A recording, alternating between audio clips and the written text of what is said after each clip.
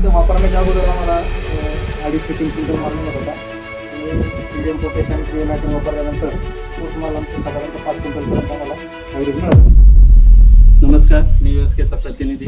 तर आज आपण आलो आहे धारणगाव वीर येथे विजय पवार यांच्या शेवंतीच्या प्लॉटवर. तर आपण ह्या प्लॉटसाठी त्यांना मीडियम पोटॅश आणि के नायट्रोजन जे जमिनीतून सोडण्यासाठी दिले होते याचे रिझल्ट त्यांना कसे आले हे आपण त्यांच्याकडून ऐकून घेऊया. नमस्कार, तुमचं नाव सांगा. नमस्कार सर, माझं नाव विजय पांडुरंग पवार, मुक्काम पोस्ट धारणगाव वीर, तर तालुका निफाड, जिल्हा नाशिक.